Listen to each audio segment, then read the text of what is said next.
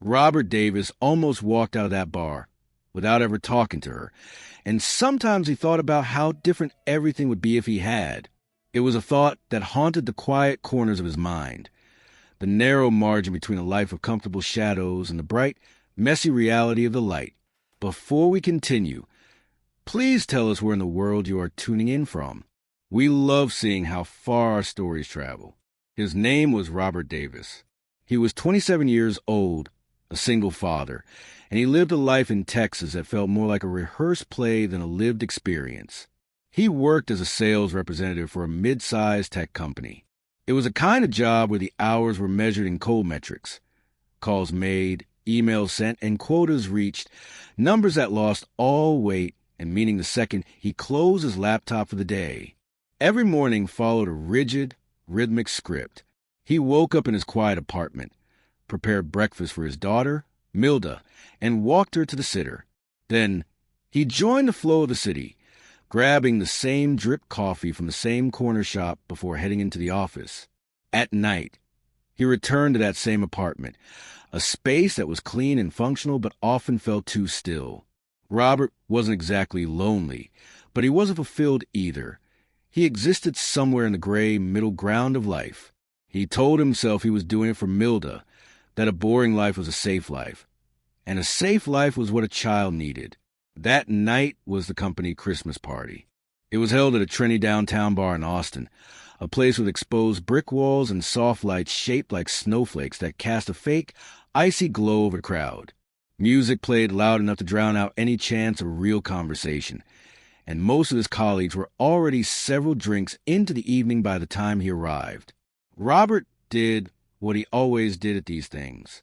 He stood near the edge of the room, a glass of soda in his hand, smiling when someone caught his eye and laughing at jokes that weren't actually funny. He checked his phone constantly, looking like a man with somewhere important to be. In truth, he had nowhere to go. His plan was to put in his 30 minutes of social time, slip out the back door, pick up some fast food, and call it a night. He was halfway to the exit, his coat already over his arm, when he saw her. Margaret Varley from the IT department was sitting alone at the far end of the bar. Her head was resting on her folded arms, and her dark hair spilled across the counter like she had simply given up on the effort of holding herself together. She looked nothing like the Margaret he saw at work. In the office, she was sharp, efficient, and distant. Here, under the dim snowflake lights, she looked softer, sadder, and completely worn down. They weren't close friends. They were just co-workers who nodded in the hallways or complained about the slow elevators. But something about the way she was slumped there, ignored by the laughing crowd, made him stop. The room was clearing out fast. People were shouting their goodbyes, heading toward the door to call rides and start their holiday breaks. No one was paying any attention to Margaret. Robert told himself to keep walking. She was an adult. She would figure it out. But then a memory hit him. A sharp, cold memory of the nights he had sat alone after his own father passed away, wishing someone would just notice he wasn't okay. That memory turned him around. He walked back to the bar and gently touched her shoulder. He asked if she was all right. When she lifted her head, her eyes were red and unfocused. She tried to give him a polite smile, saying she was just tired, but when she tried to stand, her knees gave out. Robert caught her before she hit the floor. She dropped her phone, the screen cracking against the wood, and right there, she started to cry. It wasn't a loud, dramatic scene. It was a series of quiet, heavy sobs that felt more painful than any screaming. In that moment, Robert knew his safe night was over. He wasn't leaving her there. He told her he would drive her home. She protested at first, her voice thick with embarrassment, but he could see the sheer relief in her eyes when she finally nodded. Outside, the Texas night air was unusually cold and sharp. The drive was quiet at first, the sound from the heater and the radio filling the space between them. Margaret stared out the window at the passing streetlights like she was watching a movie of her own life. Then the dam broke. She started talking about work, about the crushing fatigue, and about how everything felt impossibly hard lately. Her voice cracked at a red light, and she began to cry again. Robert didn't try to offer empty platitudes or fix her problems. He just drove and he listened. When they pulled up to her house, a warm yellow light was glowing from the front windows. It looked like a place where someone was waiting. Margaret leaned heavily on him as they walked to the door. He rang the bell, and almost immediately, the door swung open. A woman stood there, Ellen, Margaret's mother. She looked at her daughter and gasped, pulling her into a fierce hug before looking up at Robert with tears in her eyes. She thanked him over and over, her voice shaking with relief. The house smelled of cinnamon and wood smoke, a stark contrast to the sterile smell of the bar. Together, they helped Margaret onto the couch, where she fell into a deep, exhausted sleep almost instantly. Robert turned toward the door, ready to slip back into his quiet, average life. But Ellen reached out and touched his arm. She looked at him with a gaze that was both gentle and searching. "Would you like to stay over for a bit?" she asked. Robert hesitated. Every practical bone in his body told him to say no. It was late. He barely knew these people, and Milda was waiting for him. But there was something in Ellen's eyes, a mix of worry and deep gratitude, that made walking away feel like a mistake. He nodded and followed her into the small, warm kitchen. The house was quiet, the kind of stillness where a wall clock sounds like a hammer. Ellen poured 2 mugs of coffee from a pot that seemed to have been waiting for company. Her hands trembled slightly as she set the mug in front of him. "She's been having a hard time," Ellen said quietly, her eyes drifting toward the living room, harder than she lets on. Robert nodded, feeling like he had crossed an invisible line into a stranger's soul. But Ellen kept talking, the words pouring out as if they had been held back for too long. She told him that Margaret's father had died just 2 months ago, a sudden heart attack right on the front porch. Margaret had found him and tried to save him, but it hadn't mattered. As he listened, the puzzle pieces of Margaret's behavior were clicked into place. The tired eyes, the late nights, the forced smiles, and finally, the drinking. A knot formed in Robert's chest. "I worry about her all the time," Ellen whispered. "She says she's fine, but she just carries it all alone." In the warmth of that Texas kitchen, Robert found himself doing something he hadn't done in years. He talked about his own father. He talked about the helplessness of watching someone you love slip away, and how grief doesn't just vanish because the calendar turns a page. Ellen reached across the table and placed her hand over his. It wasn't awkward. It was purely human. "You understand more than most," she said softly. They sat there for a long time, talking about loss, fear, and how quiet a house becomes when a voice is missing from it. When Robert finally stood to leave, Ellen hugged him like an old friend. As he drove back to his apartment, the Texas night felt different. He felt heavier, burdened by the sadness he had just witnessed, but also lighter, as if a layer of ice around his own heart had finally started to crack. He realized he was no longer just going through the motions. He had stayed. He had listened. And for the first time in a long time, Robert Davis felt truly present. The morning after the party, the Texas sun hit the floor of Robert's apartment with a brightness that felt almost intrusive. For the first time in years, the script of his life felt altered. His name was Robert Davis, and while he was still 27, still a sales rep and still a father, the gray middle ground he usually inhabited felt less like a safety net and more like a cage. His daughter, Milda, sat at the small kitchen table, humming to herself as she pushed cereal around her bowl. She was his anchor, the reason he kept his life in such a tight, predictable loop. But as he watched her, he kept thinking about the kitchen on Maple Street. The smell of cinnamon, the quiet ticking of the wall clock, and the heavy, honest grief he had shared with a woman he barely knew. When he got to the office, the atmosphere was thick with the usual post-party chatter. Co-workers laughed about hangovers and shared blurry photos of the dance floor. Robert sat at his desk, staring at the empty chair in the IT department where Margaret usually sat. She had taken the day off. No one seemed to notice or ask why, which made the knot in Robert's chest tighten. He picked up his phone a dozen times to text her and put it down just as many. He didn't want to be the guy who made things awkward or made her feel ashamed for breaking down in his arms. Finally, he sent something simple. "I hope you're feeling better today." No pressure to reply. She answered that afternoon with just 2 lines. "Thank you for last night. I really mean it." Robert found himself reading those words over and over, his sales numbers for the afternoon forgotten. The following day, Margaret was back at her desk. She looked put together, her hair neat and her professional mask firmly in place. But Robert could see the exhaustion in the way she moved. When she passed his desk, she paused. Her hands fidgeted with the strap of her bag, a rare sign of nerves from a woman who is usually so composed. "My mom wanted to know if you'd like to come over for dinner tonight," she said, her voice low. "She wanted to thank you, and I'd like to talk, too, if that's okay." Robert felt a wave of hesitation. It was a school night for Milda. It was outside the safe routine he had built. But he remembered Ellen's hug and the way Margaret had leaned on him in the car. "I have my daughter tonight," he said.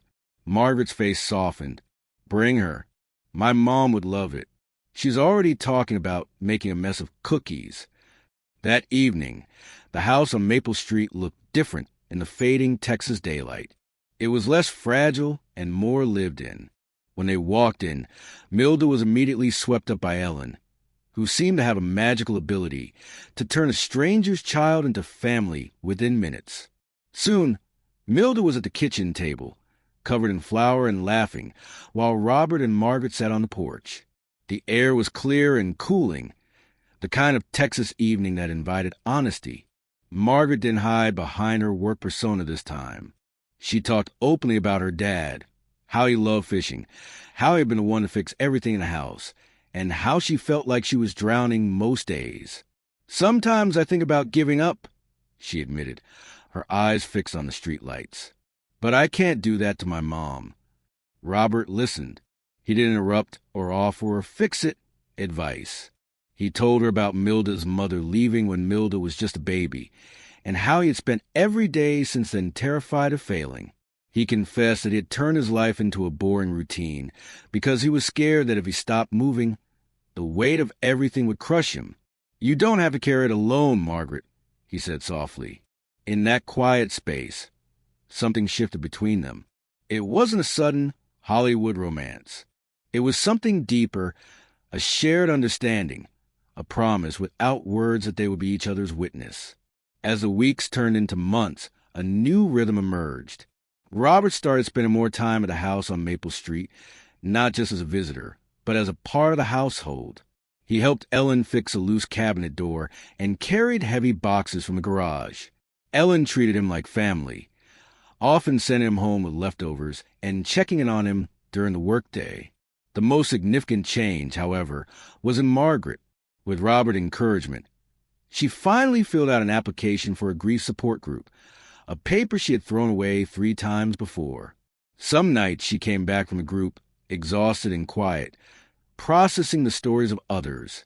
Other nights, she seemed lighter, as if she had finally set down a heavy pack she'd been carrying for miles. Robert found himself changing too.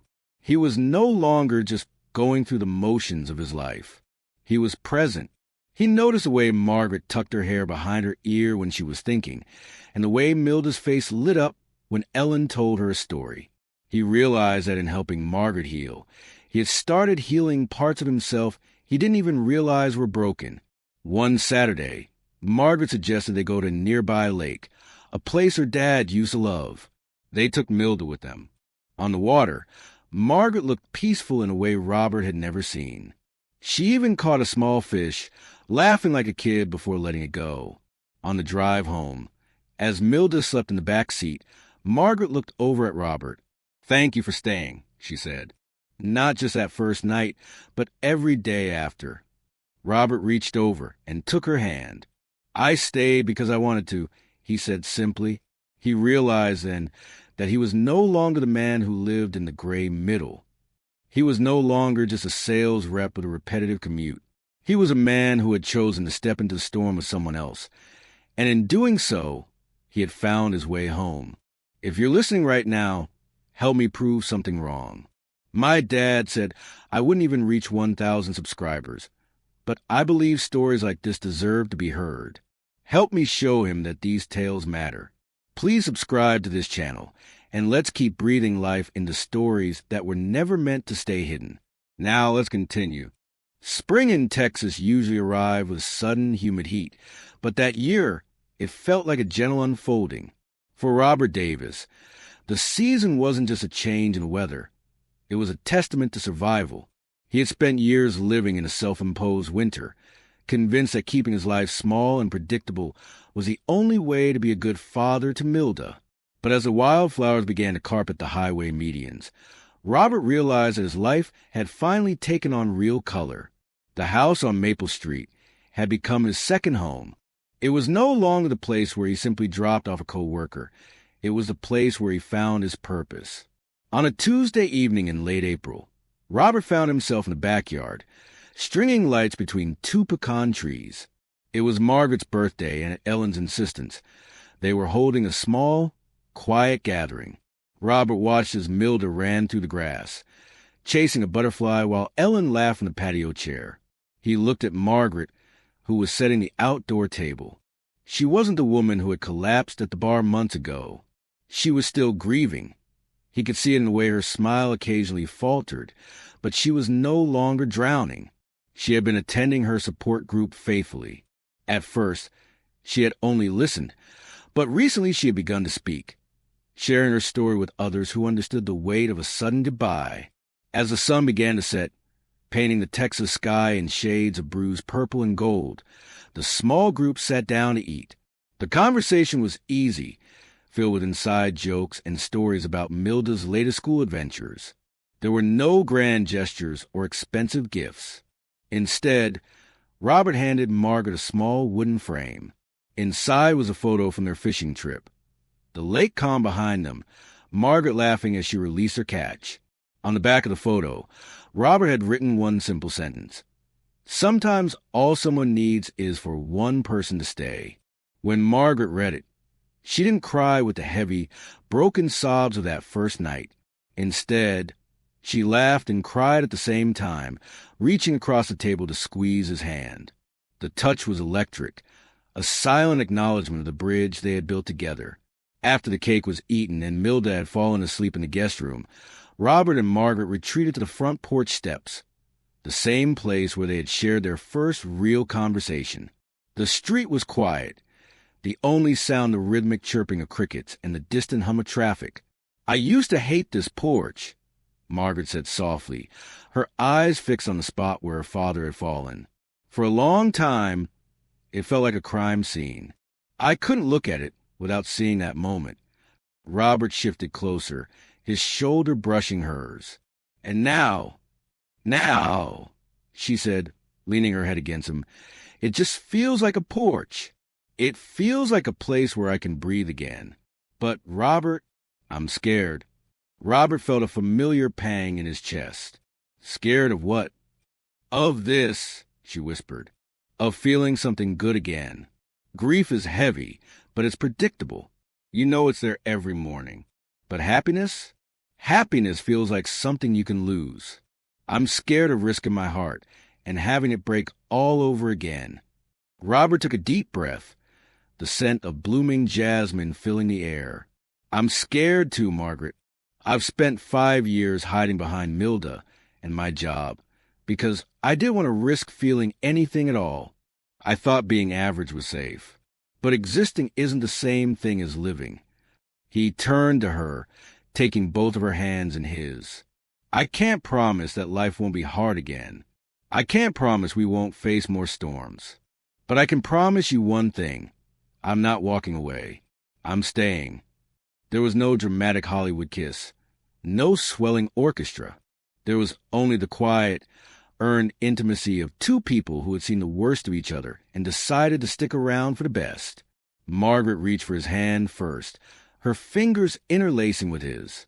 They sat in sync, breathing the same cool night air, watching the moon rise over the Texas horizon. Looking back, Robert realized how easily he could have missed it all. He almost walked out of that bar. He almost drove home to his quiet apartment and his forgettable routine. He almost chose the safety of the gray middle. Instead, he had chosen to listen. He had chosen to show up. He had chosen to stay. Life didn't change with a lightning bolt. It changed in the small, quiet moments when you decided to be human for someone else. Robert Davis was no longer just a single dad or a sales rep. He was a man who had found connection, purpose, and a love that didn't demand perfection. It only demanded presence. As he sat on that porch, he knew that whatever the future held, he was finally, truly home. This story teaches us the psychological concept of holding space, which means being physically and emotionally present for someone without trying to fix them or judge their pain. Often, when we see someone suffering, our instinct is to offer solutions or tell them to be positive. However, as Robert demonstrated with Margaret, the most healing thing you can do is simply listen and validate their experience. By not rushing her grief and by consistently showing up, Robert allowed Margaret to heal at her own pace. This reminds us a human connection is built on presence, not perfection. Sometimes, the greatest gift you can give another person is the assurance that they don't have to carry their burdens alone. So here's the real question. Did you subscribe yet? Thousands of people will listen to this story and won't subscribe. Please don't be that person. If you're listening right now, help me prove something wrong. My dad said I wouldn't even reach 1,000 subscribers, but I believe stories like this deserve to be heard. Help me show him that these tales matter. Please subscribe to this channel, and let's keep breathing life into stories that were never meant to stay silent. And here's what I need to know. Do you want part 2?